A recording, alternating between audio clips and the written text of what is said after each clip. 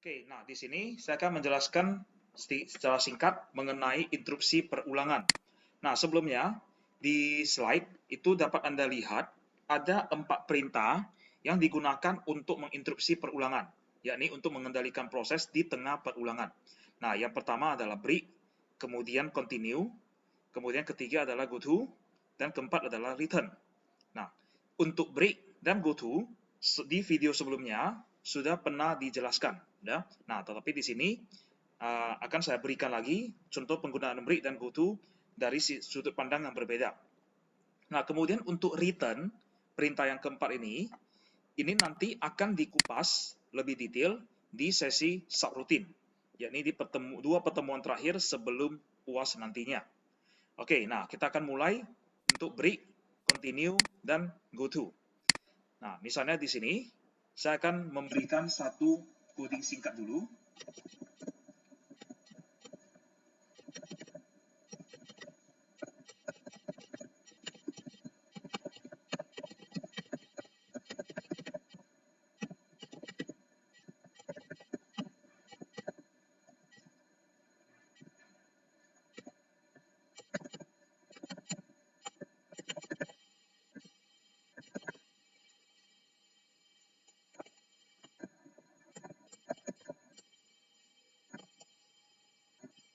Nah, saya akan mulai dulu dari go to. Ya. Saya mulai dari penggunaan go to. Oke. Di mana penggunaan go to ini adalah lompat ke label tertentu. Nah, saya memberikan satu perintah, bukan perintah ya, maksudnya untuk contoh paling sederhana ini, di mana user akan diminta untuk menginput suatu nilai, kemudian nilai tersebut yang sudah diinput akan saya tambahkan dengan nilai 10. Setelah itu saya cetak. Nah, setelah itu saya tambah lagi.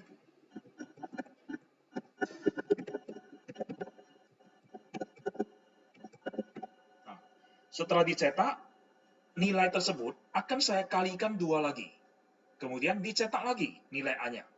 Nah, pada contoh ini, jika saya jalankan, kita lihat hasilnya. Apabila saya masukkan 3, maka dia akan mendapatkan 13 dan 26. Di mana 13 ini adalah 3 ditambah dengan 10. Simpan kembali ke A. Ya. Perintah ini adalah sama dengan A sama dengan ditambah 10. Ya. Nah, jadi 3 ditambah 10 dapatlah 13. Kemudian hasil dari 13 akan dikali 2 lagi. Dapatlah 26. Oke. Nah, pada coding ini, apabila pada posisi ini, saya memberikan satu label. Ya, misalnya label tersebut saya berikan adalah label A, titik 2. Oke, nama labelnya. Nah, kemudian di bagian ini, saya memberikan perintah lagi, go to label A. Nah, apabila Anda lihat seperti ini, maka secara logika yang akan terjadi, saat kita menginput nilai A, maka akan loncat kemari. Ya. Nah, nilai yang sudah diinput akan langsung dikali 2 dan dicetak. 2 baris ini tidak akan pernah dijalankan. Nah, kita lihat. Saya memasukkan 3, langsung dapat 6. Nah, kalau saya jalankan secara step by step. Ya, step itu. Oke, masuk. Minta input. Nah, di sini misalnya saya menginput dengan 10.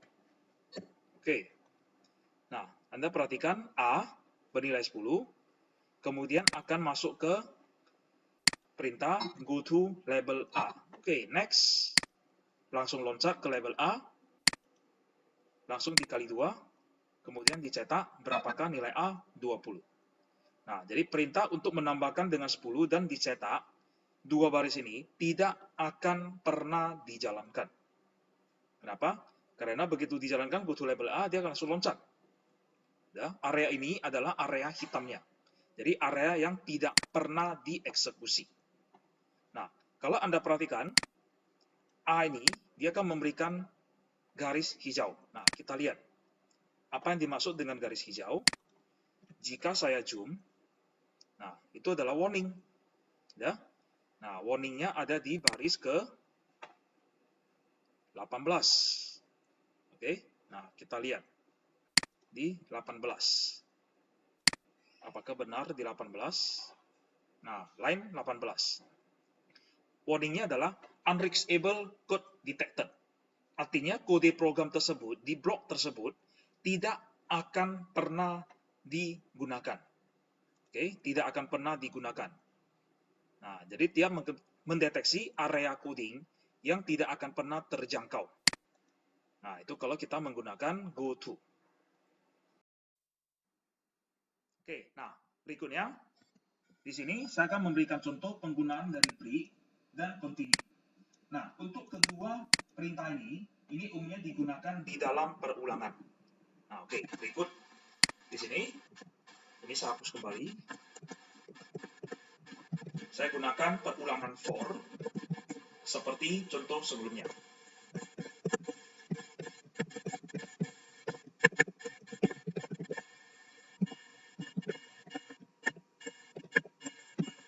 Oke, nah jika di sini yang Anda lihat, ya, pertama, inisial pertama ini adalah I1. Oke, nah kemudian perulangan ini akan dilakukan selama I masih lebih kecil sama dengan 10. Nah, dari 1 menuju 10, loncatannya adalah sebesar 1, yakni increment 1, ya, I++. Setiap perulangan akan dicetak nilai I. Nah, sekarang saya jalankan. Nah, inilah hasilnya.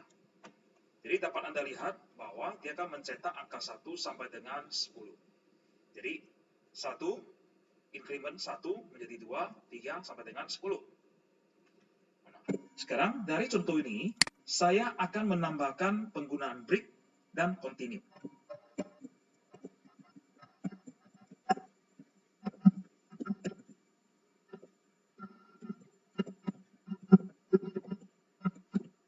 Oke, nah kalau Anda perhatikan ya, penggunaan for ini ada diberikan kurawal ya, karena proses di dalam for ini ada lebih dari satu statement.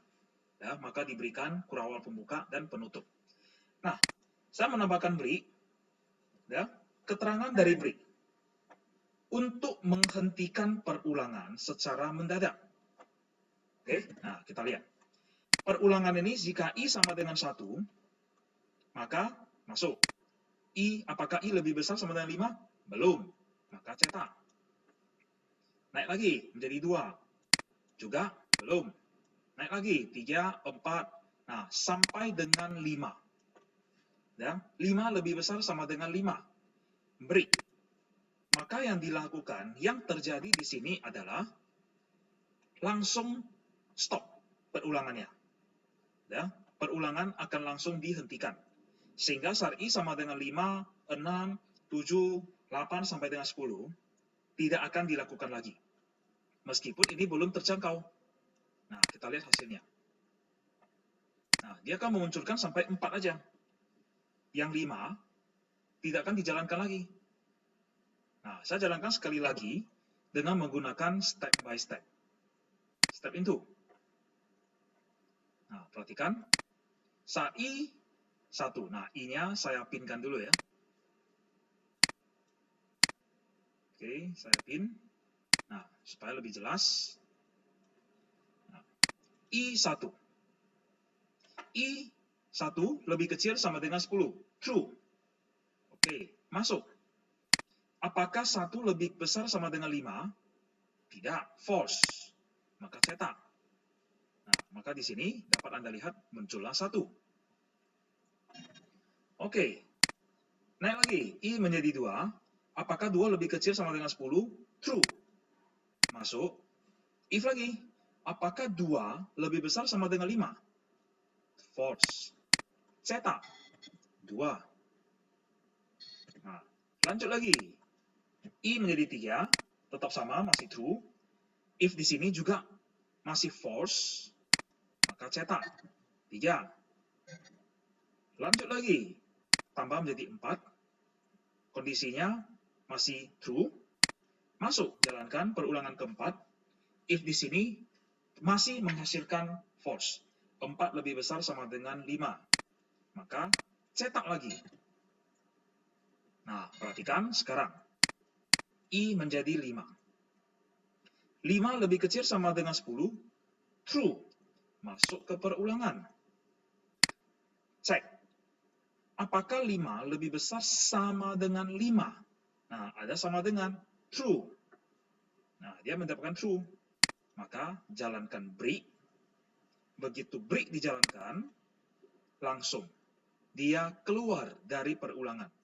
Meskipun kondisinya ini belum tercapai. Ya, nah, langsung dia akan masuk ke create key.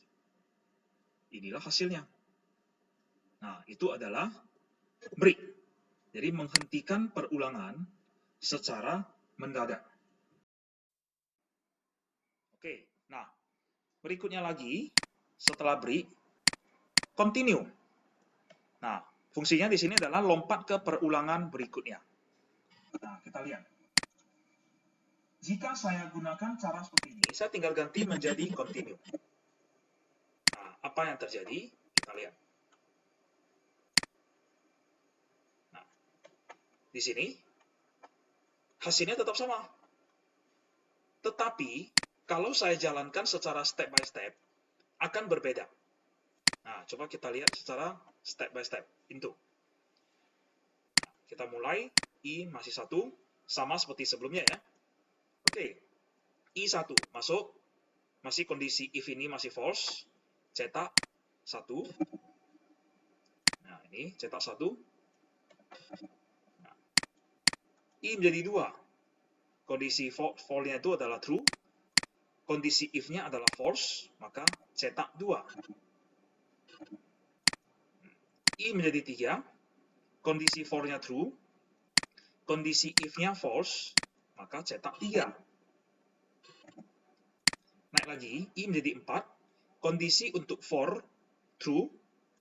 Kondisi untuk if, tetap false, maka cetak 4. Nah, perhatikan ya. I menjadi 5. Kondisi for, true. Kondisi if, ini sudah true kan? Masuk. Jalan. Continue. Dia naik lagi. Nah, di sini bedanya. I-nya menjadi 6. Kondisi for true. If-nya true. Continue. Perulangan lagi. Perulangan untuk I7. True. Continue. Perulangan I8. Continue. Perulangan I9. Continue. Sampai dengan 10. Continue. Dan selesai. Nah, bedanya di sana. Ya? Jadi kalau break, maka perulangan berikutnya tidak akan dijalankan lagi. Tetapi kalau continue, ya, dia akan loncat, skip perulangan yang berjalan. Nah, saya akan ubah sedikit dari continue ini. Saya tidak menggunakan lebih besar sama dengan.